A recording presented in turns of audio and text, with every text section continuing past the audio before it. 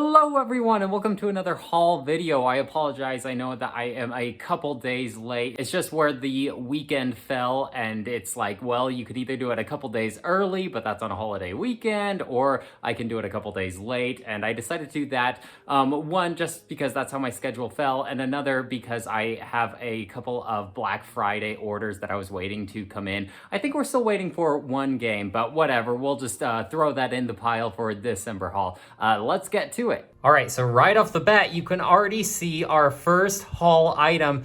We have a new dining room table, and it's it's kind of funny because it's like a different background, but you'll get used to it eventually. I had that old dining room table ever since I was growing up as a kid, and then I moved out and took that with us, and we've had that for 8 years of our marriage, and at last we finally disassembled it, and we're just gonna try to find a new home because it's still good. It's just an old table. It was time for an upgrade. This is a lot bigger. So new backdrop, that's the first item, probably the most expensive one. So let's move on to video games. We have a deal at GameStop.com, and it was buy two, get one free for pre-owned games. And so it's just right off the bat, we'll start out with Cris Tales. This is a RPG that has caught my eye ever since I saw the first trailer. It seems pretty interesting. It gives me really big Steven Universe vibes. It seems like an all-female cast, which I think is a very interesting take. That's not something that you typically see in video games, so that'll be fun. I did hear it has some performance issues on the Switch, so let's hope that that either did get patched out or will eventually get patched out. The art style looks really cool. It's just got a really cool cover. I know you shouldn't judge a game by its cover, but just the whole preface of it really interests me. This is what the inside looks like. Just like a little booklet about the developers, I suppose. And then in here, this is what the cartridge looks like. There we go. Cris Tales. So that was one of the pre-owned games. What else did we get from GameStop? We have Kingdom Hearts Melody of Memory. And I guess you could call myself a Kingdom Hearts fan. I've at least played through all of the mainline series, the 1, 2, and 3. And I played through the PlayStation 2 ones multiple times at this point. I kind of dabbled in some of the spin-offs like this one, but I don't think I've ever beaten any of those. This one is more like what do you call these? Like a rock band game, Guitar Hero, rhythm. We call them rhythm games. So it's like a rhythm game. You play through all the songs of Kingdom Hearts. I can't tell if there's there's Frozen, so I think there might be Disney songs included, not just songs developed for Kingdom Hearts. I don't know. We're going to find out. It should be kind of interesting. I thought it was worth at least part of these buy two, get one free deals. So it at least had me intrigued. Here's what the inside looks like. I'm probably not going to use this Square Enix thing. So if you want some member points, go right ahead. This is what the cartridge looks like.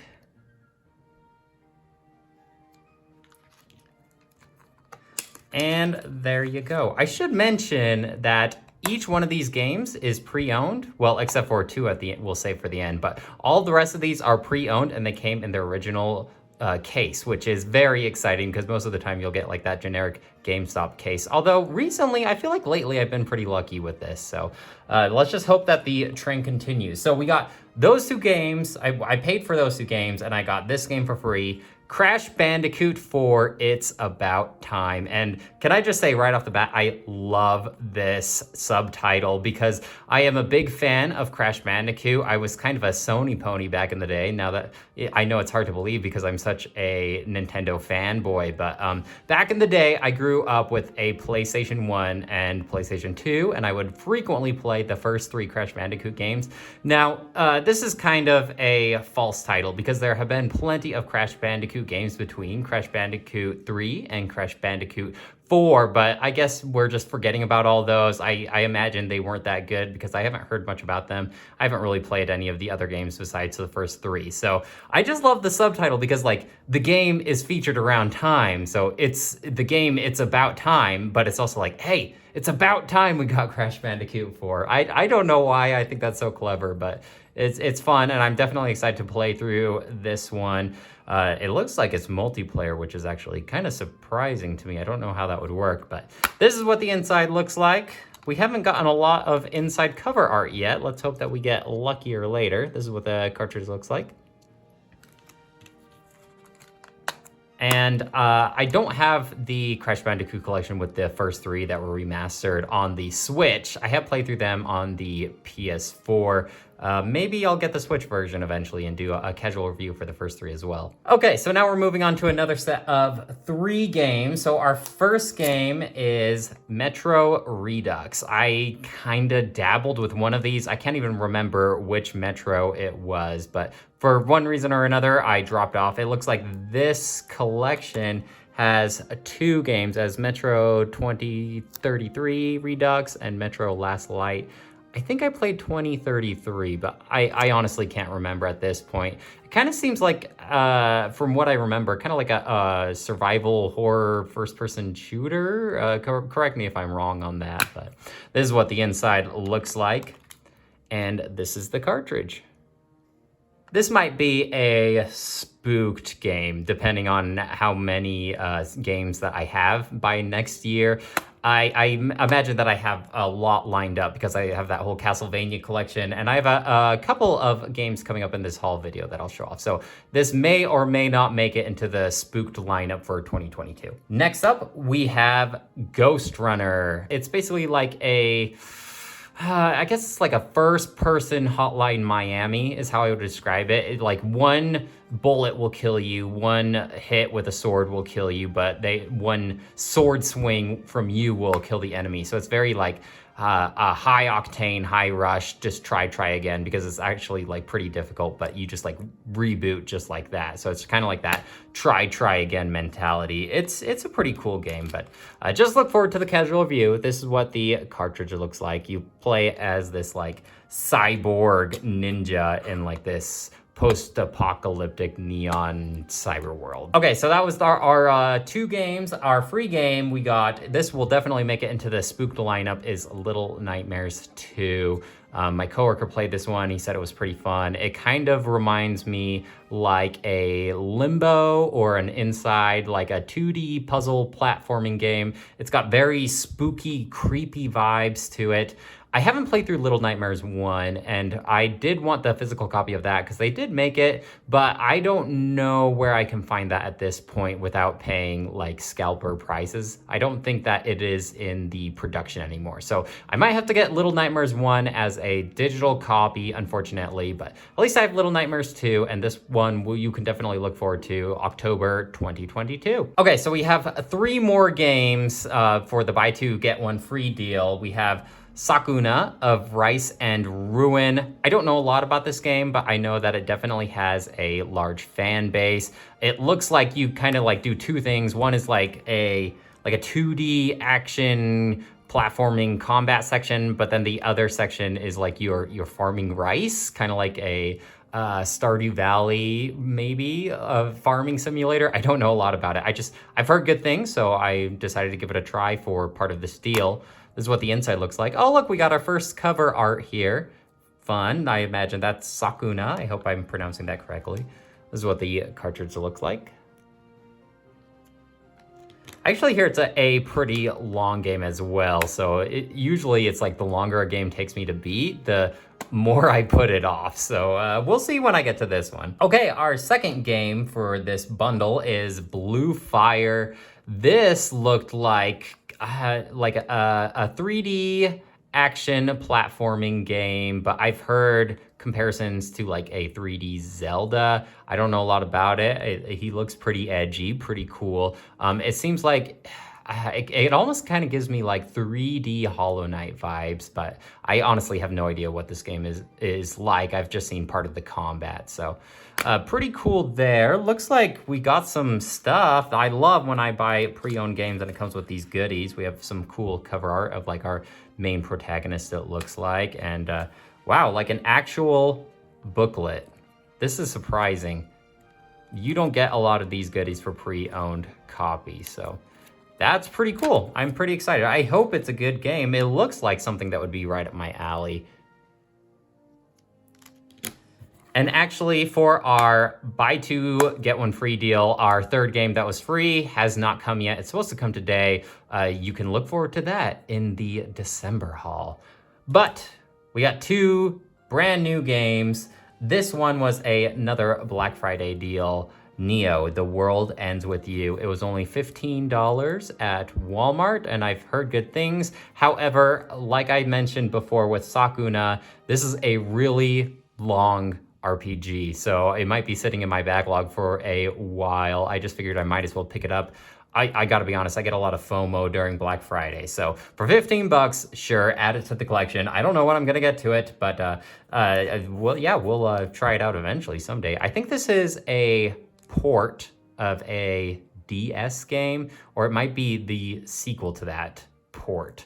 Forgive me, I don't know a lot about this series, but this one's new, so let's open it up. Okay, there's some more Square Enix reward points for you. If you want to use them, feel free to use that code. This is what the cartridge looks like. And that's it for Neo, The World Ends With You. Tune in 2024 when I finally get to it. Okay, we got one brand new game. This wasn't part of Black Friday. I got this early November. Bloodstained, Curse of the Moon 2, probably another spooked series for October 2022. But if you follow this channel, you'll know that I did a casual review on Bloodstained Ritual of the Night, and I gave it a 5 out of 5. I absolutely loved it. I was at my Best Buy. This is a limited run game, so once it's not in production anymore, they're not going to make any more copies of this particular physical game. So I did miss out on Bloodstained Curse of the Moon 1 because I didn't have my ear down to the ground about like limited run physical copies. I wasn't that obsessed with physical copies at the time, so I think I missed out on Curse of the Moon 1, but I'll have to play that one digital and try out Curse of the Moon 2 when I beat that. It looks just like Bloodstained Ritual of the Night, but more of like this retro 16-bit graphic aesthetic, so seems right up my alley. I love these Metroidvanias. Brand new game, limited run, so we're gonna have to open it here. Okay, usually these limited run games come with inclusions, so this is no exception. Looks like we have a little booklet here about all of our characters. I recognize this guy from Ritual of the Night, but you didn't play as him. Her too, so it looks like this series has reoccurring characters. I don't remember a Robert or this robot. Oh, so she's the main protagonist in, I keep on forgetting the name, Ritual of the Night, so that's cool. And then I recognize him and him. So it looks like there are reoccurring characters throughout the Bloodstained series, which is fun. I like the cover art. Let me take out the cartridge so we can see it fully. It's just like the sprites of our characters. That looks actually pretty cool. And this is what the cartridge looks like. It's just like the cover of the game. Another one for the Spooked series. I'm gonna be playing a lot of Metroidvanias then. Okay, so that's it for games. We did get a couple of other cool things as well though. I managed to get my hands on the Game & Watch Legend of Zelda. I've had this for a while now. This is what the cover looks like. It's just like the Mario Game & Watch where it has the different decals as you take the slip cover off. So right here, it's like the original Legend of Zelda title screen, but when you slip this off, I forget the name of this game. It's like Mole or something like that. It's like a Game & Watch game, but they slapped Link's face on it, and yeah, that's kind of fun that the slip cover comes off. Nothing on the back. It's just like the trees. And this shows the different options that you have for the game. So you have the original Legend of Zelda, Zelda 2, Adventure of Link, The Legend of Zelda Link's Awakening, which, just for your information, this is not the DX version that came out for the Game Boy Color with an additional color dungeon. It's just the original Game Boy version. But there are easier ways and better ways to play all of these games. But it's just kind of cool to have it on a little handheld. So this is, oh, okay, so it's called Vermin, not Mole, my mistake. So it's got that, it's got this playtime clock that you can kind of move Link around during the clock. And then it has a playtime timer where it's more like Zelda 2 Adventure of Link. So let's open this up, but I just have to say, I've already opened this up and I've already played with it, and that's why I know so much about it. So I kind of mushed it together. I apologize. I feel like I breached some sort of YouTuber unboxing viewer contract here where I already opened it and played it around with it. So I apologize. I feel bad, but I was just, I just got it at Target and we were walking around the store and I just really wanted to play Vermin while we walked around and looked around Target. I was desperate. You understand. But in here, it looks like you can fold this out to make a little stand, like a display stand for your Game & Watch. I wish that the Game & Watch Super Mario version had something like this, but I don't know if I'll be setting this up or not, but it's nice that it gives you that option to like fold it out because this is more of a collector's item. So let's look at the device itself. This is the Legend of Zelda Game & Watch. And I like the idea of the Game & Watch series, even the Mario one, because it's just so small and discreet. So I'm in the middle of a Zelda playthrough. Obviously, like I'm just at the beginning, but I definitely like the screen on the Game & Watch of this Zelda. It seems like it's the same screen as the Super Mario Brothers Game & Watch as well. So I'll just turn the volume down here so you can hear me talk, but just that classic Zelda sound that you'll know and love. It's a really cool screen, and it kind of like pauses each game in the middle, so you could just hop in between your games. So like, oh, let's play some Vermin here. And then you can like just go right back to your Zelda and it pauses it for you right there. So you can bounce in between all of them. So it's a cool little device. It's discreet. During the clock time, you can just fight enemies if you want and battle them. Ow. While the clock is going, and the time itself is kind of like little walls for you to interact with. I think it's more in depth than the Mario one because this comes with like 2 games, the Game & Watch, and it comes with the Link's Awakening as well. So I think it's definitely more bang for your buck. But like I said, this thing is more of a collector's item than anything. There are definitely better ways to be playing these 3 games, but it's just so small. Oh, I almost dropped it. It's just so small and discreet that you can just put it in your pocket, and like those awkward quiet moments where you would normally pull out your phone and pretend to be looking at something, you can just pull out your Game & Watch and play a little bit of Zelda here. So just a fun little device, especially if you're a Nintendo fan. Here's another cool thing. I don't know if you can see it during the daytime, but when you turn it on, the little Triforce lights up, which I thought was a neat little touch. So a cool device. If you're not like a big Zelda or Nintendo fan, I don't know if it's worth the $40. I don't know how often I'll be breaking this out to play it, but I definitely enjoy having it. Okay, last but not least, well, maybe it is. I'll let you be the judge. Google Stadia. I can explain. For those of you who aren't in the know, Google Stadia is kind of like a punching bag in the gaming community. Basically what it is Google says, hey, we'll run all of the gaming hardware, everything from our servers. You input the inputs for the games that you want to play. It'll send it to our servers, and then we'll beam it back to you, the video of it. Now, ideally, this sounds pretty cool, but in practice, I'm not quite sure if it works out or not. I hear there's a lot of delay just because like our internet infrastructure isn't that great. I've heard a lot of bad things about Google Stadia, and so I never really looked into it. But here's the thing. During Black Friday, I guess it was like their 2-year anniversary or something like that, they were running a deal where if you buy a $30 video game from their storefront, then you get a Stadia Premiere Edition for free. Now, if you make an account, then it gives you $10 off of the store. So this $30 game is now $20. So for $20, it comes with free shipping as well. I got a $30 game, I got a controller, and I got a Google 4K Chromecast. And for $20, I figured it was worth the risk to try out this service and see for myself whether it's something that I want to get into or not. Worst case scenario, Stadia sucks. I have a free controller and a free Google Chromecast. So I don't have a lot to lose here. Oh yeah, and to make matters worse, that $30 game that I bought, that I was talking about, it is Cyberpunk 2077, which also is a whole bag of worms. So I will report back to how this is the Google Stadia and the Cyberpunk 2077. And I figure if this can run Cyberpunk 2077. If I can beat that game, then I'm sold on the Stadia service, because the idea itself is actually pretty cool. It's like you don't need anything as long as your device can access Google Chrome. You can play like any game you want. So it offers a lot, but I think it might be too good to be true. But you know, it's worth trying out for 20 bucks. So let's open up this Stadia Premiere Edition. Yeah. Okay, right off the bat, we have our Stadia controller. I don't think it has a name. It feels good. I think I would like my controller to be maybe just a tad heavier, but I am going to be attaching a bracket to this and my phone, so that will add a lot of more heft to it.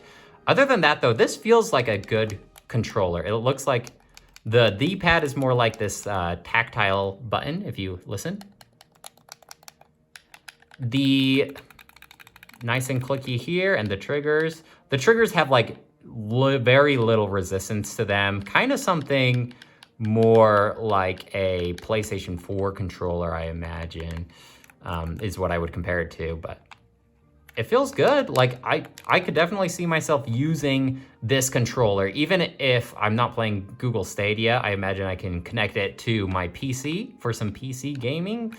I don't have any problems with it. If I got this controller for $20, this controller alone for $20, I don't think I would be too upset. It seems like actually a pretty solid controller here.